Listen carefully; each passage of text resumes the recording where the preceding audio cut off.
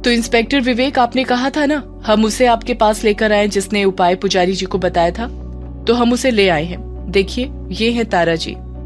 तारा आगे आई और उसने नमस्ते करते हुए इंस्पेक्टर विवेक से कहा, इंस्पेक्टर साहब, ध्रुव सही कह रहे हैं। कुछ दिन पहले पुजारी जी मेरे पास ही आए थे उपाय लेने, और वो किसी का खून तो नहीं कर सकते हैं, ये बात मैं दावे के साथ कह सकती हूँ, इसलिए आप पुजारी जी को छोड़ दीजिए।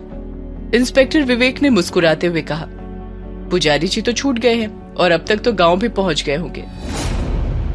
ये सुनते ही ध्रुव और बाकी सब लोग शॉक्ड रह गए। ध्रुव ने बौखलाहट के साथ कहा, लेकिन हमसे पहले किसने पुजारी जी को छुड़ा लिया? ध्रुव, विकी और छलावा तारा के साथ पुजारी जी को छुड़ाने पुलिस स्टेशन पहुंचे तो इंस्पेक्टर विवेक ने कहा, पुजारी जी तो कब से गए और अब तक तो गांव भी पहुंच गए होंगे। ये सुनते ही ध्रुव और बाकी सब लोग शॉक्ड रह गए और ध्रुव ने बौखलाहट के साथ कहा, लेकिन हमसे पहले किसने पुजारी जी को छुड़ा लिया? ध्रुव के इस सवाल पर इंस्पेक्टर विवेक ने चिढ़ते हुए जवाब में कहा, तुम लोगों की समस्या क्या है? पहले पुजारी जी को तुमने पकड़वाया, फिर तुम ही उनको छुड़ाने आए, और जब हमने उनको छोड़ दिया तब तुम पूछते हो क्यों छोड़ दिया, चाहते क्या हो? मुझे नहीं लगता कि तुम्हें पुजारी जी की चिंता है। ध्रुव ने जवाब में कहा, कैसी बात कर रहे हैं आप? बेशक हमें पुजारी जी की चिंता है। इंस्पेक्टर विवेक ने दरवाजे की तरफ इशारा करते हुए कहा, तो ऐसा है, वो रहा दरवाजा, और वहां से जो रास्ता गांव की तरफ जाता है ना, उधर निकल जाओ। गांव में मिल जाएंगे तुम्हें तुम्हारे पुजारी जी। इंस्पेक्टर विवेक के इतना कहने पर सभी लोग गाड़ी में बैठकर महादेव के साथ पाली गांव की तरफ चल दिए। लेकिन अभी भी सभी के मन में एक ही सवाल था कि आखिरकार पुजारी जी को छुड़ाया तो छुड़ाया किसने? तभी पीछे बैठे छलावा ने खुश होकर कहा, अरे तुम सब लोगों के चेहरे इतने उतरे हुए क्यों हैं? ये तो खुशी की बात है ना कि पुजारी जी आखिरकार छूट गए। अब हमारे दिलीप काका को कुछ नहीं होगा। छलावा की ये बात सुनकर ध्रुव ने बड़े ही ठंडे लहजे में उसकी तरफ देखते हुए कहा, मैं खुद नहीं चाहता कि दिलीप काका या किसी को कुछ हो, और रही बात खुश होने की, तो हाँ, ये तुम्हारे लिए खुशी की बात तो है कि पुजारी जी छूट गए हैं, लेकिन मेरे नजरिए से देखो तो मैं गांव वालों से किया हुआ वादा नहीं निभा पाया, और गांव वाले तो हमें धोखेबाज ही समझेंगे, ऊपर से मजाक बनाया जाएगा वो अलग। छलावा ने ध्रुव को समझाते हुए कहा, नहीं ध्रुव, तुम गलत सोच रहे हो। मैं गांव वालों को बताऊंगा कि तुमने पुजारी जी को छुड़ाने के लिए कितनी मेहनत की है। यहाँ तक कि तारा जी का पता लगाना और उन तक पहुंचना कोई आसान काम नहीं था। वो तो हम थोड़ी सी देरी से पहुंचे, नहीं तो इस वक्त पुजारी जी को हम ही लेकर जा रहे होते। छलावा की इस बात पर ध्रुव कोई जवाब देता इससे पहले तारा जोर से बोली, गाड़ी रोको। तारा की ये बात सुन सब हैरान हो गए और महादेव ने तुरंत गाड़ी रोक दी। ध्रुव ने तारा से पूछा, तारा बात क्या है? गाड़ी रोकने के लिए क्यों कहा? तारा ने हैरानी से जवाब देते हुए कहा, ये तो मुझे पूछना चाहिए कि आप लोग ये क्या कर रहे हैं? आप लोग सिर्फ अपने बारे में सोच रहे हैं और सिर्फ अपनी बात किए जा रहे हैं कि आगे क्या होगा क्या नहीं, लेकिन मेरा क्या? मैं यहाँ पर आई थी आप लोगों की मदद करने के लिए। अब जब आपका काम हो गया है तो आप लोगों को मुझे मेरे घर छोड़ना चाहिए, और आप लोग मुझे पाली गांव लेकर जा रहे हैं। ये क्या तरीका हुआ? तारा की ये बात बिल्कुल जायज थी, क्योंकि जल्दबाजी में किसी ने सोचा ही नहीं कि तारा को अमरपुरा वापस छोड़ना होगा। तब विकी ने कहा, हाँ यार, ये तो हमने सोचा ही नहीं। तारा, हमें माफ कर देना। महादेव जी, एक काम करिए, पहले तारा जी को अमरपुरा छोड़ दीजिए। महादेव ने जवाब में कहा, ये आप लोगों ने पहले क्यों नहीं बोला? अब हम काफी आगे आ गए हैं और अब हमारे गांव पहुंचने में ज्यादा समय नहीं लगेगा। एक काम करते हैं, मैं पहले आप लोगों को पाली छोड़ देता हूँ और उसके बाद हम खुद तारा जी को छोड़कर आएंगे। विकी यही तो चाहता था कि तारा उसके साथ पाली चले। उसने मुस्कुराते हुए कहा, हाँ ये भी ठीक है। वैसे भी तारा, आप कभी पाली गांव नहीं आई हैं। हम आपके घर आए, आपने हमारी मेहमान नवाजी की, अब आप हमारे घर चलिए, हम आपकी मेहमान नवाजी करेंगे। तारा ने जवाब में कहा, आप लोगों को ये सब मजाक लग रहा है क्या? मैं पाली गांव कभी नहीं गई हूँ, क्योंकि मेरे लिए पाली गांव जाना आसान नहीं है। तारा की ये बात सुन सब आश्चर्यचकित रह गए कि आखिर तारा के लिए पाली गांव जाना इतना मुश्किल क्यों है। और विकी ने सवालिया नजरों से तारा को देखते हुए पूछा, क्यों? आखिर वहां जाने में बुराई क्या है? कहीं आपको ऐसा तो नहीं लगता कि हम पाली वाले अच्छे इंसान नहीं? तारा ने विकी के इस मजाकिया बात को नजरअंदाज करते हुए जवाब में कहा, मुझे नहीं लगता मुझे इस बारे में आपको बताना चाहिए। सीधी बात है, हम जिस काम के लिए आए थे वो काम हो चुका है, तो अब जिम्मेदारी के साथ आप मुझे अमरपुरा छोड़ दीजिए। छलावा ने तारा की इस बात पर कहा। तारा जी, आपने कहा था कि आपकी इज्जत से बढ़कर किसी की जान है, तो मुझे लगता है अभी भी किसी की जान तो खतरे में है। इसलिए पुजारी जी को आपकी मदद की जरूरत पड़ेगी और मुझे लगता है आपको पाली गांव जरूर चलना चाहिए, क्योंकि इतने वक्त तक पुलिस स्टेशन में रहने के बाद पुजारी जी गुस्से में होंगे। ऐसे में अगर आप वहां होंगी तो उनको सही सलाह दे पाएंगी और गांव वालों के लिए भी ये सही होगा। देखिए, इसे मेरी विनती समझिए और कृपा करके पाली चलिए, और अगर आपको कोई समस्या है पाली जाने में तो बताइए, हम समस्या का हल ढूंढ लेंगे। और यकीन मानिए, आपको पाली में कोई तकलीफ नहीं होगी, ये जिम्मेदारी हमारी है। तारा के पास इस बात का कोई जवाब नहीं था। उसने सिर्फ इतना कहा, ठीक है, लेकिन सूरज डूबने से पहले किसी भी हाल में मुझे अपने गांव पहुंचना होगा। ध्रुव ने सहमति में कहा, चिंता मत करिए, हम आपको सुरक्षित आपके गांव छोड़कर आएंगे, क्योंकि आपने हमारी जितनी मदद की है उतना कोई किसी अनजान के लिए नहीं करता। इसके बाद महादेव ने गाड़ी फिर से पाली गांव की तरफ बढ़ा दी। थोड़ा आगे जाने के बाद महादेव ने पक्के रास्ते से गाड़ी कच्चे रास्ते पर ले ली। ध्रुव ने पूछा, महादेव जी, आपने गाड़ी इस रास्ते से क्यों ले ली? आते वक्त तो हम लोग पक्के रास्ते से आए थे। महादेव ने जवाब में कहा, ये एक छोटा रास्ता है गांव पहुंचने का, और सही बताएं, हमें अब लग रही है भूख और हम चाहते हैं जल्दी से जल्दी घर पहुंचे और कुछ खाएं। महादेव की इस बात पर सब हंसने लगे और सबने एक साथ कहा, भूख तो हमें भी लग रही है। लेकिन ध्रुव का ध्यान अभी भी सिर्फ एक ही बात पर था कि आखिर पुजारी जी को किसने छुड़ाया। ध्रुव ने महादेव से कहा, महादेव जी, क्या लगता है आपके सुमेर ने पुजारी जी को छुड़ाया होगा? महादेव ने कहा, इतना परेशान क्यों होते हैं, हम बस 5 मिनट में गांव पहुंचने वाले हैं। उसके बाद आप खुद ही पूछ लीजिएगा छोटे मालिक से, उनकी लीला वही जानते हैं। जिस कच्चे रास्ते से ये लोग जा रहे थे वहां आसपास कई पेड़ लगे हुए थे, और जैसे जैसे गाड़ी गांव की सीमा के नजदीक पहुंचने लगी वैसे ही तारा को कुछ अजीब सा महसूस होने लगा। वो बेचैन सी होने लगी। उसने घबराते हुए ऊंची आवाज में कहा, तुरंत गाड़ी को रोक दो। तारा के इस तरह बोलने पर सब हैरान रह गए। आखिर अब क्या हो गया? तारा से ध्रुव ने कहा, क्या बात है तारा जी, आप ठीक तो है ना? तारा ने एक लंबी सांस लेकर कहा, क्या हम पाली गांव की सीमा में आ गए हैं? महादेव ने अपना सिर हाँ में हिलाते हुए पीछे की तरफ इशारा करते हुए कहा, वो जो पीपल का पेड़ दिख रहा है ना, वहीं से इस गांव की सीमा शुरू होती है।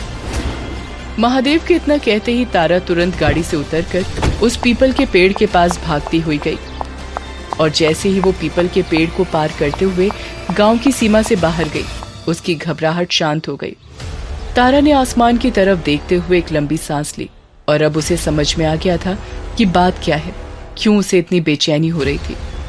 उसी वक्त उसके पीछे पीछे विक्की, ध्रुव और छलावा सब लोग वहां गए, और छलावा ने अपने साथ लाए पानी के बोतल को तारा को देते हुए कहा, तारा जी लीजिए, आप पानी पीजिए।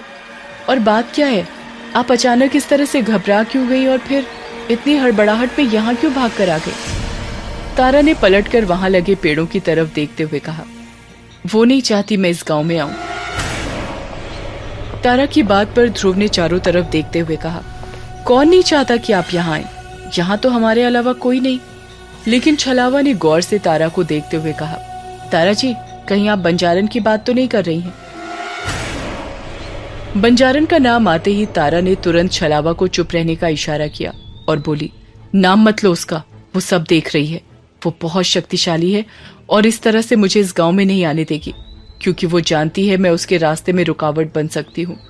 अब गांव में जाने से पहले मुझे कुछ करना होगा। किसी को समझ नहीं आ रहा था कि वो क्या कह रही है। तभी तारा ने छलावा से गाड़ी में रखा हुआ अपना बैग लाने के लिए कहा। बैग मिलने के बाद तारा ने उसमें से नींबू, कपूर और सरसों के तेल की एक छोटी सी बोतल निकाली और फिर बालों में लगाने वाली लोहे का क्लिप निकालकर उसे नींबू में घुसा दिया, जिससे नींबू का रस निकलने लगा। उसके बाद उसने पीपल के कुछ सूखे पत्तों पर कपूर रखा, उसके ऊपर उसी लोहे की क्लिप से होता हुआ नींबू का रस डाला और थोड़ा सा सरसों का तेल डालकर छलावा से पानी की बोतल मांगी और बोली, क्या ये पानी पाली गांव का है? छलावा ने हाँ में अपना सिर हिलाया तो तारा ने पानी की कुछ बूंदें भी डाल दी। फिर पाली गांव की थोड़ी सी मिट्टी लेकर ऊपर से छिड़क दिया और उसे अपने हाथों से उठाते हुए कुछ मंत्र पढ़ने लगी। तारा ने जैसे ही हाथ में उठाए उन पत्तों को धूप के सामने रखा, तुरंत उनमें आग लग गई। किसी को यकीन नहीं हो रहा था कि आखिर ये आग कैसे लग गई। तारा ने तुरंत उस आग को अपने शरीर के चारों तरफ 7 बार घुमाया और जैसे ही जमीन में रखा सब काला पड़कर राख में बदल गया। ये देख ध्रुव ने हैरानी से पूछा, तारा जी आप ये सब क्या है? तारा ने मुस्कुराते हुए जवाब दिया, अब कम से कम वो मेरा तो कुछ नहीं कर पाएगी और आप लोगों को कुछ भी नहीं होगा क्योंकि मैं आपके साथ हूं। अब चल सकते हैं आपके पाली गांव में। कहते हुए जैसे ही तारा ने दोबारा पाली गांव की सीमा को पार करते हुए गांव की मिट्टी पर पैर रखा, इस बार उसे कोई घबराहट नहीं हुई और ना ही कोई बेचैनी हुई। ध्रुव अपने मन में चल रही उथल पुथल को अब ज्यादा देर तक काबू में नहीं कर पा रहा था, इसलिए उसने तारा से पूछा, ये सब अभी क्या हुआ तारा? मैं समझ नहीं पाया। तारा ने बड़ी ही शांति से कहा, मैं आपको साधारण शब्दों में समझाती हूँ। कपूर, सरसों और नींबू, इन तीनों में गजब की शक्ति होती है। कपूर को पूजा में उपयोग करते हैं क्योंकि वो अग्नि समान पवित्र होता है। नींबू से बंधे हुए मंत्र टूटते हैं और सरसों के शुद्ध पीलेपन से रक्षा कवच बनता है। कुल मिलाकर ये सब कपूर क्रिया है, सबकी रक्षा के लिए। ये सब सुन छलावा बहुत खुश हो गया, लेकिन ध्रुव को ये सब कुछ समझ नहीं आया। विकी ने मुस्कुराते हुए कहा, अक्सर खूबसूरत लड़कियां अपने बैग में पाउडर, लिपस्टिक जैसी चीजें रखती हैं और आप अपने बैग में सरसों का तेल, नींबू और कपूर रखती हैं। विकी की ये बात सुन सब हंसने लगे। तारा ने जवाब में कहा, मैं इन चीजों का महत्व जानती हूँ, इसलिए तो आप मेरे पास आए थे। मैं भी अगर वही लिपस्टिक और पाउडर वाली लड़की होती तो आप क्यों आते मेरे पास? तारा की इस बात पर विकी ने मुस्कुराते हुए कहा, नहीं, हम फिर भी आ जाते। ध्रुव विकी की इस बात का मतलब समझ गया। उसने उसे चुप रहने का इशारा किया। तभी एक झटका लगा क्योंकि गांव के कच्चे सड़क पर गाड़ी हिचकोले खाती हुई आगे बढ़ती जा रही थी। उसी वक्त तारा की नजर पेड़ों के बीच में बनी एक टूटी फूटी झोपड़ी पर पड़ी जो पूरी तरीके से टूट चुकी थी। तारा ने झोपड़ी को गौर से देखते हुए पूछा, ये कौन सी जगह है? तारा के इस सवाल पर सबकी नजर उस झोपड़ी की तरफ चली गई और महादेव ने जल्दी से गाड़ी आगे बढ़ाते हुए कहा, बस इतना समझ लीजिए कि आज जिस मुसीबत का सामना पूरा पाली कर रहा है, एक समय पर वो मुसीबत यहीं रहा करती थी। महादेव की ये बात सुनकर सब हैरान रह गए और तभी तारा रहस्यमयी तरीके से बोली, अभी भी इस जगह पर जो ऊर्जा है उससे पता चलता है कि वो बहुत शक्तिशाली है। हमारी सोच से भी परे है उसकी ताकत। इस जगह को देखने से ऐसा लगता है जैसे वो अभी भी यहाँ आती है। छलावा, जो कि अब तक गौर से उस झोपड़े की तरफ देख रहा था और वो पहले भी इस जगह को देख चुका था, इसलिए उसने उसकी तरफ देखते हुए कहा, आपने बिल्कुल ठीक कहा तारा जी, ये जगह बहुत अजीब है। यहाँ आने से ही मन में अजीब सी बेचैनी होने लगती है। ऐसा लगता है जैसे पूरी सृष्टि की मनहूसियत इस जगह में ही बसी हुई है। इन दोनों की बातें सुनकर ध्रुव ने चिढ़ते हुए कहा, ये तुम लोग कैसी बातें कर रहे हो? कौन सी मनहूसियत, कौन सी शक्ति? मुझे तो ऐसा कुछ नहीं लग रहा। ये कोई मामूली सी झोपड़ी है जो टूटी हुई है। हो सकता है पहले इसमें कोई रहता हो। और महादेव भैया, आप क्या इन लोगों के डर को और बढ़ा रहे हैं? क्या करना चाहते हैं आप? ध्रुव के इस तरह कहने से महादेव ने चिढ़ते हुए कहा, तुम्हें तो किसी बात पर यकीन नहीं है शहरी बाबू, और इसी का नतीजा भुगत रहे हो, और अब भी इस तरह की बात कर रहे हो। छलावा, जो काफी समय बाद इस झोपड़ी के करीब आया था, उसे आज एक अजीब सा एहसास हो रहा था। वो बस एकटक झोपड़ी को घूरता रहा, जैसे उसने कोई ऐसी चीज देख ली हो जो उसकी जिंदगी का अहम हिस्सा हो। तभी तारा ने टोकते हुए कहा, अरे छलावा, बस ऐसे घूर घूर के क्या झोपड़ी के अंदर भी झांक लोगे क्या? छलावा जैसे होश में आया और उसने कहा, नहीं, वो मैं सोच रहा था ये झोपड़ी में रहते हुए इतनी शक्तिशाली कैसे बन गई। ध्रुव को ये सब बातें बहुत अजीब लग रही थी। उसने छलावा से कहा, बस करो यार, बहुत हुआ। उसके बाद छलावा ने ध्रुव को घूरते हुए कहा, अरे ध्रुव, हम गांव पहुंचने वाले हैं। सोचो कि हम गांव में जाकर क्या जवाब देंगे और गांव वालों के बीच हमारी क्या इज्जत रह जाएगी अब। विकी ने मुस्कुराते हुए कहा, गांव वाले कुछ नहीं कहेंगे क्योंकि हमारे पास वो उपाय है जिसके लिए पुजारी जी अमरपुरा गए थे, यानी तारा हमारे साथ है। ये देखकर पुजारी जी खुश हो जाएंगे। जंगली इलाका खत्म हो चुका था और गांव शुरू हो चुका था। महादेव ने गांव की शुरुआत में ही गाड़ी रोकी और सबसे कहा, तुम लोग उतर जाओ, मुझे यहाँ से हवेली जाना है, तुम लोग यहाँ से पैदल जाओ। सबने महादेव को धन्यवाद कहा और महादेव चुपचाप वहां से चला गया। उसके बाद छलावा ने सबसे कहा, अब यहाँ से सीधा घर चलो और सब मेरे पीछे पीछे आओ। छलावा सबसे आगे आगे चल रहा था और बाकी सब चुपचाप उसके पीछे चल रहे थे। तारा चारों तरफ देखते हुए बड़ी सतर्कता के साथ आगे बढ़ रही थी। ऐसा लग रहा था जैसे हर कदम के साथ वो कुछ नोटिस कर रही हो। अचानक घर के पास पहुंचते ही छलावा रुका और उसके साथ ही ध्रुव और बाकी सभी रुक गए, क्योंकि आगे बहुत सारे गांव वाले एक साथ कहीं जा रहे थे और उनके साथ जा रही थी अनन्या। और ऐसा लग रहा था जैसे गांव वाले अनन्या को जबरदस्ती कहीं ले जा रहे हैं। ये सब देख विकी और ध्रुव तुरंत आगे जाने लगे, तो छलावा ने दोनों को रोकते हुए कहा, रुक जाओ, ऐसे मत जाओ, कहीं बात ज्यादा बिगड़ गई तो।